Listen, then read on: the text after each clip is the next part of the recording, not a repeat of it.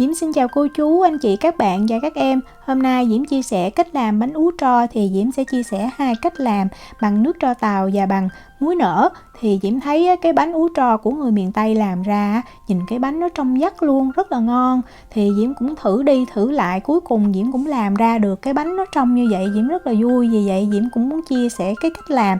Bây giờ mình cùng vào bếp làm món bánh ú tro nhân đậu xanh dừa với Diễm nha. Đầu tiên mình sẽ đi chuẩn bị phần nếp. Thì ở đây Diễm có 500g nếp này, nếp Thái hạt dài nha. Mình vo rửa cho thật là sạch. Sau đó mình cho nước mát vào mình ngâm 4 tiếng. Mình ngâm giúp cho cái hạt nếp nó mềm hơn. Để mình tí xíu nữa mình sẽ ngâm với nước tro tàu hoặc là cái muối nở đó, cho cái nó thấm vào cái hạt nếp. Ở đây Diễm có cái chai nước tro tàu thì mình mua trong tiệm châu Á là có. Còn ở đây là muối nở, thì muối nở này mình mua ở tiệm làm bánh hoặc là trong nhà thuốc Tây ha. Thì cái muối nở này hoặc là mình sẽ đem nướng nó lên, hoặc là mình sẽ làm như cách của Diễm sẽ chia sẻ lúc sau này, thì mình không cần nướng, mất thời gian hơn. Muối nở này nó cũng khi mà mình thay đổi nó với nhiệt độ thì nó cũng có tác dụng như là nước tro tàu. Nước tro tàu thường mình hay nghe là nó độc hại đồ này kia, nhưng bất cứ cái nguyên liệu nào cũng vậy, nếu mà mình xài đúng mình không có lạm dụng thì Diễm nghĩ nó không có ảnh hưởng tới cái sức khỏe của mình. Vì vậy tùy mình lựa chọn nha. Diễm quay lại cái video cách làm với muối nở nha. Thì Diễm cho 700ml nước vào trong một cái nồi. Tiếp theo là 10g muối nở. Mình bật bếp lên mình để cái lửa lớn nhất luôn nha. Mình sẽ dùng cái phới lòng mình khuấy cho cái muối nở này nó tan đều trong nước. Đó, mình thấy như vậy nó đã tan hết và nước nó rất là trong. Thì mình cứ để lửa như vậy cho cái này nó sôi, nó phải thiệt là sôi luôn á, sôi sùng sục luôn á, trong vòng 5 phút ha. Sau 5 phút thì mình tắt bếp được. Khi mà bếp của Diễm nó tự tắt rồi thì Diễm sẽ nhắc ra khỏi bếp và Diễm để cho nó nguội. Cái này mình cẩn thận nha, tại vì nó trong nhiều khi mình tưởng nước á. Sau 4 tiếng thì hạt nếp nó đã nở trắng ra như vậy. Nếu mà mình bóp kỹ mình thấy nó sẽ bể ra chứ nó chưa có nát nha. Đó, nó là như vậy. Thì bây giờ Diễm sẽ đi trút ra cho nó ráo nước. Mình để đây cho nó ráo nha. Rồi bây giờ mình đi đo cái phần nước mà mình đã nấu với muối nở. Thì Diễm đo ra đây Diễm sẽ được là gần 400ml. Mình nấu sao cho nó dao động từ khoảng 400 tới 500 là được. Bây giờ mình ngâm vào nếp thì đối với công thức nước tro tàu thì mình sẽ sử dụng 50ml nước tro tàu cộng với 500ml nước. Mình cũng trộn vào trong nếp mình ngâm luôn. Mình lưu ý là nếp nó phải ngập trong nước, như vậy thì cái hạt nếp nó mới mềm được. Mình sẽ ngâm cái nếp này trong vòng từ 3 tới 4 ngày. Diễm đã thử rồi. Như vậy thì khi mà mình làm xong cái bánh mình nó mới trong vắt được. Bây giờ mình đi làm nhân. Thì Diễm có ở đây là 300g đậu xanh đã nấu chín. Thì Diễm nấu 100g đậu sống cộng với 400ml nước.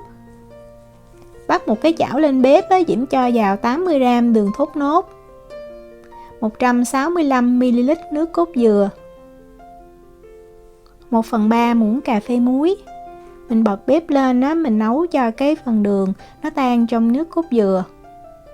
Khi mà mình thấy cái nước cốt dừa này sôi thì mình hạ xuống cái lửa, giữ làm sao cho nó sôi nhẹ thôi nha. Rồi mình dùng cái cây phết như Diễm nè, mình làm cho cái đường nó tan ra. Sau khi mà đường tan hết rồi thì mình sẽ để cho cái nồi nước dừa này nó sôi nhẹ trong vòng 5 phút. Sau 5 phút mình lấy cái đậu xanh đã nấu chín mình cho vào và bây giờ bắt đầu mình xào nhân. Thì thời gian xào cũng tùy cái bếp mình với lại tùy cái đậu mình nấu nó còn nước nhiều hay ít Thì 300g đậu đã nấu chín Diễm xào từ 15 cho tới 17 phút ở cái lửa trung bình thì Diễm thấy nó đạt. Lấy ra rồi thì mình dùng cái màng bọc thực phẩm mình đậy lên trên mặt đậu tránh cho đậu bị khô. Khi mà đậu đã nguội rồi thì mình vo viên. Thì Diễm vo được thường là khoảng 31-32 viên mỗi viên là 10g nha. Tại cái bánh này nó rất là nhỏ, mình không nên làm cái viên đậu nó bự quá thì nó ăn nó mau ngán đó. Sau 3 ngày ở đây Diễm có 2 cái tô nè. Cái này là muối nở nè, còn đây là mình ngâm bằng nước tro tàu. Thì nếu mà mình nhìn kỹ cái nước tro tàu thì ở trên nước nó có màu vàng đậm hơn ha. Trong khi muối nở thì tại vì quay video có thấy, chứ ở ngoài thì mình thấy cái màu nó hơi ngà ngà. Mình ngâm như vậy để cho nó thấm hơn thì mỗi ngày mình nên đảo nó lên tí xíu. để Diễm quay gần cái hạt nếp thì mình thấy á, cái màu nó hơi vàng nhẹ, và lúc mà mình cầm lên mình bóp á, thì cái hạt nếp nó phải mềm, nó nát ra luôn á. Thì như vậy á, lúc mà mình làm bánh xong cái bánh mình nó mới trong, nó dẻo. Bây giờ Diễm đi chắc cái phần nước này mình bỏ đi. Sau đó mình để cho nó ráo là mình đi gói bánh được. Nếu mà mình thích á, mình cũng có thể cho vào đây 2/3 muỗng cà phê muối, còn Diễm thì Diễm không cho. Ở đây Diễm có cái dây cô tông để mình cột bánh nè, và mình có một cái chén cái thành nó cao cao tí xíu á, mình cho cái cuộn dây vào trong đây thì cái lúc mà mình gói mình cột á, Diễm thấy nó dễ dàng hơn. Để gói bánh ú á, thật ra là mình phải cần lá tre, nhưng mà bên đây không có thì Diễm sử dụng lá chuối. Thì một cái bánh á, mình cần 2 cái lá, cái chiều ngang của nó là 6 cm và chiều dài khoảng 30 cm ha. Đối với lá chuối á, thì cái phần đầu lá này nó rất là cứng, thì mình phải cắt cho nó bớt đi á, thì mình gói nó sẽ dễ dàng hơn. Sau khi cắt rồi á, thì cũng như lá tre thôi, mình sẽ trở đầu nó ha. Đó, mình trở lại như vậy. Và mình sẽ lấy ngay giữa của lá, mình dùng cái ngón tay cái của mình á, mình canh và mình xếp lại. Sau đó mình lấy ngón tay cái mình giữ, mình chừa ra khoảng từ 2 tới 3 cm á, rồi mình cuốn nó lên. Vậy là mình được cái lá giống như là cái phễu á, để mình gói bánh và nó rất là kín. Đó, nó là như vậy. Mình cho nếp vào thì Diễm dùng cái muỗng chắc to hơn muỗng cà phê tí xíu à. Mình múc một muỗng nếp, rất là ít chứ không cần nhiều, tại cái bánh này nhỏ lắm. Rồi mình cho cục nhân vào. Tiếp theo mình múc một lượng nếp giống như vậy và bắt đầu mình gói. Thì gói cái này á, đó mình cầm như vậy ha. Và bây giờ mình bẻ cái phần lá trên xuống, mình úp nó lại. Đó, mình úp như vậy nè, đặng tạo thành một cái hình tam giác á. Mình cứ xem Diễm gói ha, tại vì nhiều khi nói rất là khó hiểu thì Diễm có lưu ý là mình không có nên gói cho nó chặt tay nha. Tại gói chặt tay quá thì cái bánh của mình á, khi mà mình nấu xong á, nó bị đặc, nó không ngon.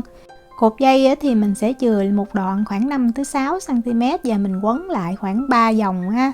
Và mình lưu ý là mình cột đè lên cái vòng đầu tiên á, giúp cho nó chặt á, thì mình cột rất là dễ, đó là như vậy. Rồi mình cột gút lại thôi. Mình cột làm sao mà mình giữ cái mép lá chuối mà hồi nãy mình bẻ xuống á, cho nó chặt. Và dưới lá chuối là mình phải cột cho chặt nha. Cột lỏng quá thì nó sẽ bị rớt ra. Rồi mình kéo ra mình chừa một đoạn khoảng 25 cm thì Diễm thấy nó vừa. Vậy là mình đã gói xong rồi. Với công thức này thì Diễm làm được 30 bánh ha. Mỗi chùm như vậy là 10 cái.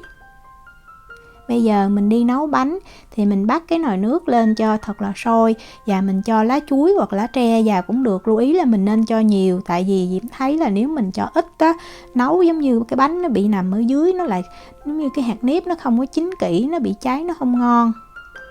Đó, mình đậy lên trên, mình dùng vật nặng mình đè lên cũng được. Quan trọng là cái bánh của mình nó phải ngập trong nước nha, không ngập thì cái hạt nếp nó sẽ không có chín. Rồi đậy nắp lại và mình nấu khoảng từ 3 cho tới 3 tiếng rưỡi. Nếu mà nếp mình ngâm 4 ngày thì mình nấu 3 tiếng, còn nếu mà mình ngâm 3 ngày thì mình nấu 3 tiếng rưỡi. Sau khi nấu xong á, thì mình ngâm liền vào thau nước lạnh á, mình nhúng vào khoảng 10 giây à. Đó, cái này là Diễm quay đúng cái thời gian Diễm nhúng bánh luôn á. Rồi mình vớt lên, mình để cho nó ráo nước hoặc là mình treo nó lên nha. Đây là cái chùm bánh thứ hai và cái chùm bánh thứ ba. Vậy là mình đã làm xong món bánh ú tro rồi. Thật ra cũng không có khó, nhưng mà cái này thì gói nhỏ nhỏ thì cần mình kiên trì và mình tỉ mỉ tí xíu. Nhưng mà gói quen á, thì Diễm nghĩ rất là nhanh. Bánh này Diễm đã để nguội rồi nè. Cái này là cái công thức mình làm bằng cái muối nở đó, để Diễm mở cái bánh ra. Thì nếu mà mình làm bằng muối nở á, mình nhìn kỹ thì mình thấy hạt nếp nó không có thiệt là dẻo mịn trong như là làm bằng nước tro tàu được. Còn đây là bánh Diễm làm bằng nước tro tàu thì mình không có cần ngâm với nước vô trong luôn ha. Chỉ cần ngâm lâu thì Diễm thấy cái hạt nếp nó đau trong vắt như vậy. Bánh này khi mình cắn vào rất là mát miệng và trúng cái nhân đậu xanh bùi bùi rất là ngon. Diễm chúc cô chú, anh chị, các bạn và các em thành công với món bánh ú tro này. Nếu mà có thắc mắc gì thì cứ để lại lời nhắn hoặc là gửi tin nhắn cho Diễm. Diễm cảm ơn sự quan tâm theo dõi video rất là nhiều. Hẹn gặp lại trong những video tiếp theo. Chào tạm biệt.